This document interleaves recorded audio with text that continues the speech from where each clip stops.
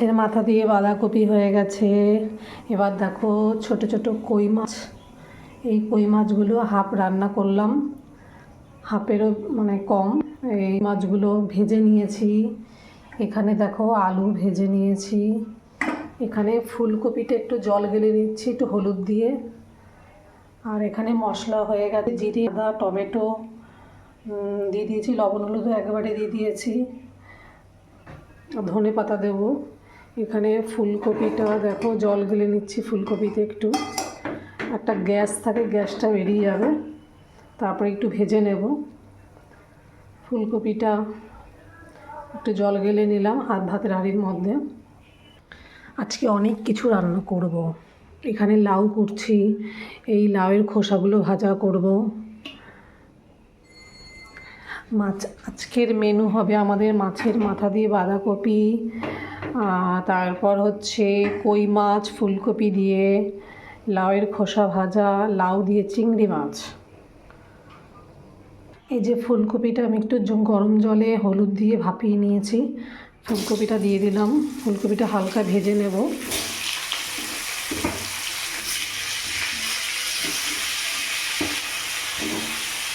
এখানে কই মাছ ভাজা হয়ে গেছে, আলু ভাজা হয়ে গেছে, ফুলকপিটা হালকা একটু ভেজে নেব। ফুলকপির মধ্যে আমি একটু হলুদ দিয়ে ফুলকপিটাকে ভাজছি, মানে জল গেলে নিয়েছি হলুদ দিয়ে, তাতে ফুলকপিতে ভাজার সময় তেল কম টানে। যদি ফুলকপি একটু গরম জলে হলুদ দিয়ে ভাপানো যায় তাহলে তেলটা কম টানে, নাহলে ফুলকপিতে প্রচুর তেল লাগে ভাজার সময়। মাছের ঝোলে একটু জিরে ফোড়ন দিচ্ছি। এই যে ফুলকপি এখানে ভাজা হয়ে গেছে লাল লাল করে, মাছের ঝোলে জিরে ফোড়ন দিয়ে দিলাম। জিরেটা একটু লাল লাল হোক, জিরে লাল লাল হয়ে গেছে। এবার এখানে মশলা, জিরে আদা টমেটো কাঁচা লঙ্কা দিয়ে দিলাম বাটাটা, মশলাটা দিয়ে দিয়েছি, জিরে আদা টমেটো। এই মশলাটা কষিয়ে নিই। এখানে ধনে পাতা আছে, নামানোর আগে ধনে পাতা দেবো। এখানে কই মাছের ফুলকপি দিয়ে কই মাছের ঝোলের মশলা কষানো হচ্ছে। যে কোনো মশলা একটু যদি সময় নিয়ে কষানো যায় আস্তে আস্তে, রান্নাটাও টেস্ট হয়। মশলা যত ভালো কষানো হবে তত রান্নার টেস্টটা ভালো হয়। যাই হোক, এখানে মশলা দিয়ে দিয়েছি। এবার ধনে পাতাটা আমি ভালো করে একটু ভিজিয়ে রাখি, ধনে পাতার মধ্যে অনেক বালি থাকে, এগুলো একটা বাটিতে ভিজিয়ে রাখছি।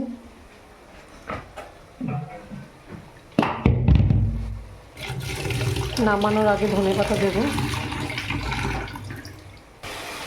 এবার এই মশলার মধ্যে ফুলকপি আলুগুলো দিয়ে দিলাম, এটাকে দিয়ে ভালো করে একটু কষিয়ে নেব।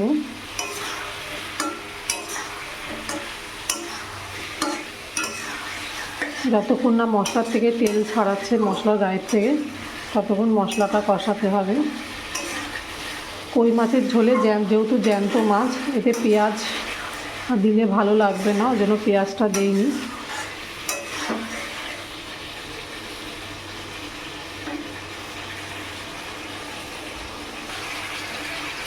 কষানো হচ্ছে।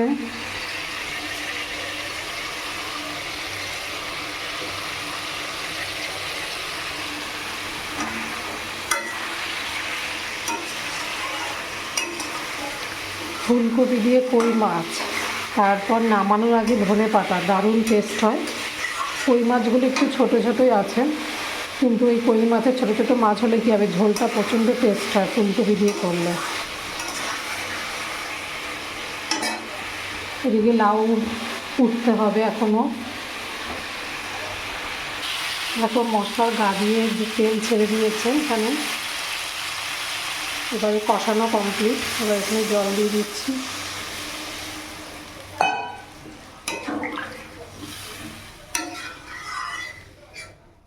আমি বেশিরভাগ খাসির মাংস করলে আমি একটু শুকনো লঙ্কা দিই, নাহলে আমি সবসময় চেষ্টা করি কাঁচা লঙ্কা দিয়ে রান্না করতে, কারণ আমার শুকনো লঙ্কা খেলে একদম সহ্য হয় না।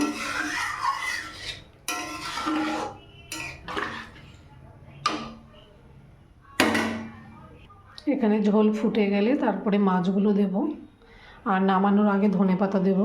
দেখো এখানে ঝোল ফুটে গেছে, এবার আমি মাছগুলো দিয়ে দেবো।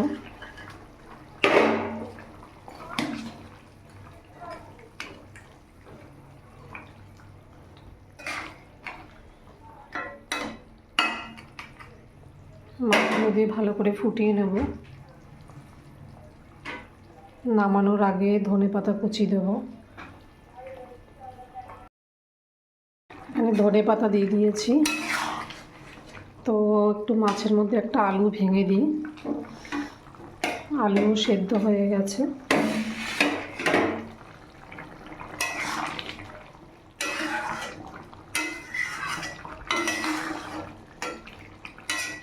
তো আমার মাছের ঝোল পুরো রেডি। ফুলকপি দিয়ে কই মাছের ঝোল। এখানে দেখো মাছের ঝোল তো হয়ে গেছে, কই মাছের ঝোল। এবার হচ্ছে আমি লাউয়ের খোসাটা ভাজা করছি। কড়াইতে শুকনো লঙ্কা আর কালো জিরে ফোড়ন দিয়েছি। এবার লাউয়ের খোসাটা দিয়ে দেবো।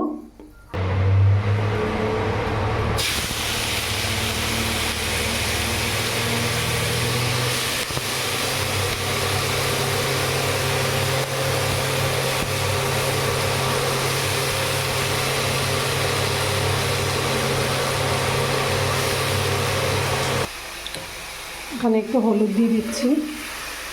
লাউয়ের খোসাগুলো, লাউটা এমনি কচি ছিল দেখে আর লোভ সামলাতে পারলাম না। লাউয়ের খোসা ভাজা আমরা সবাই খুব ভালো খাই।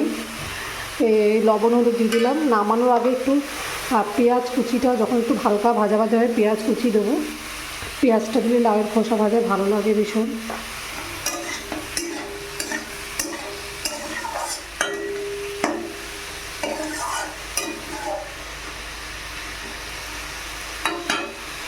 দুটো গোটা কাঁচা লঙ্কা দিয়ে দেবো, একটু ঝাল ঝাল হলে ভালো লাগবে। এই যে লাউয়ের চোখলাটা হালকা লাল লাল ভাজা হয়েছে। এবার এখানে কিছুটা পেঁয়াজ কুচি দিয়ে দেবো।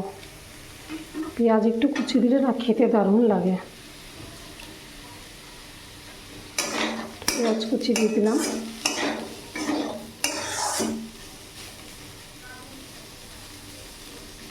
পেঁয়াজটা একটু বড় বড়ই কাটা হয়ে গেছে, যাই হোক এটা দিয়ে ভাজা ভাজা করবো একটু। দেখো লাউয়ের খোসাটা প্রায় ভাজা ভাজা হয়ে গেছে। বেশি কড়া ভাজা করলে লাউয়ের খোসা ভালো লাগে না। তো এখানে আমি একটু মিষ্টি দিয়ে দিচ্ছি। মিষ্টি দিয়ে একটু নাড়ি চাড়ি নেবো চিনিটা গলা অবধি। কালো জিরে, শুকনো লঙ্কা, কাঁচা লঙ্কা চেরা দিয়ে লাউয়ের খোসা ভাজা আর পেঁয়াজ দিয়ে দারুণ লাগে। এখানে লাউ আছে, এখানে দেখো চিংড়ি মাছ আছে। চিংড়ি মাছগুলো এখনও বাছতে হবে। আমার বরের কাজ দেখো, এখনও ফ্রিজে কত কই মাছ, শোল মাছ, তারপরও চিংড়ি মাছ আমি আনতে বলেছি যেহেতু লাউ দিয়ে করব। তারপরও আরও মাছ নিয়ে এসে পাবদা মাছ। মানে মাছ খেতে এত ভালোই না বাসে। এখনও ফ্রিজে অনেক মাছ রয়েছে, কই মাছ, তারপরে জিয়ানো রয়েছে শোল মাছ, তারপরেও মাছের পাহাড় নিয়ে এসছে। যাই হোক এটা এবার নামিয়ে দিই। এবার লাউটা বসাবো।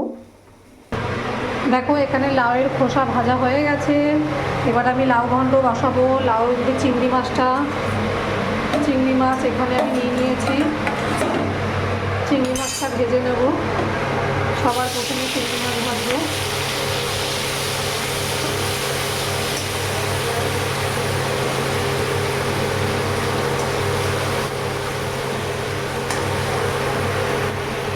ঘন্ট করার জন্য আমি এখানে গোটা জিরে ফোড়ন দেবো।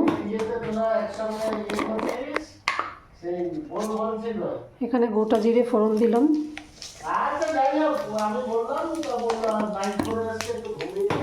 একটা তেজপাতা ফোড়ন দিলাম। চিংড়ি মাছ ভাজার সময় একটু কড়াইতে একটু চিংড়ি মাছের এগুলো লেগে গেছে। আমি একটু লাউ ঘন্টতে চিংড়ি মাছ দিয়ে করার জন্য একটু পেঁয়াজ কুচি দেবো, তাতে টেস্টটা ভালো হয়।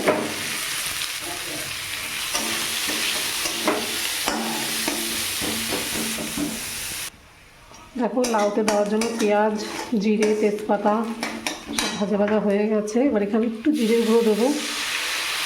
জিরে দিয়ে কাঁচা জিরের গন্ধটা চলে যাক, একটু নাড়াচাড়া করে নিই।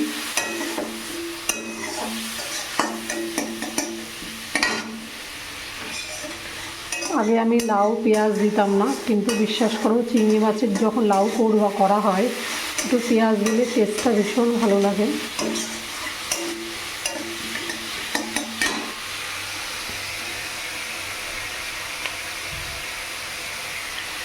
দুটো একটা কাঁচা লঙ্কা দিয়ে দিলাম চেরা, চিংড়ি মাছ দিয়ে দিলাম,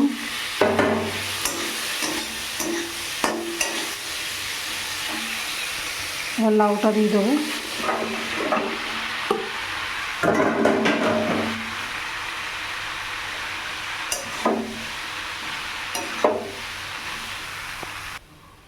লবণ দেওয়া হয়নি, তো এখানে একটু অল্প পরিমাণ লবণ দিলাম।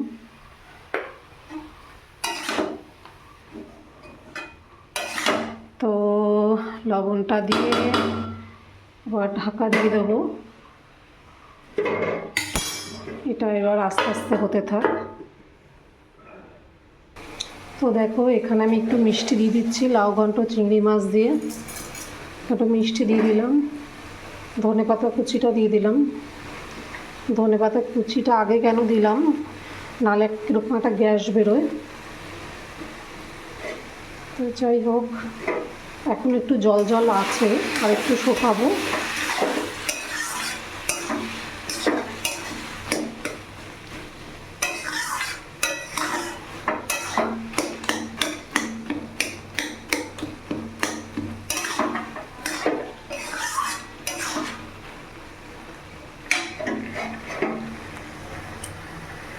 তো আমার চিংড়ি মাছ দিয়ে লাউ ঘন্ট রেসিপি কমপ্লিট। এখানে ফুলকপি দিয়ে কই মাছ, এখানে লাউয়ের খোসা ভাজা। তো আজকে আমাদের এই মেনু। তো সবাইকে টাটা।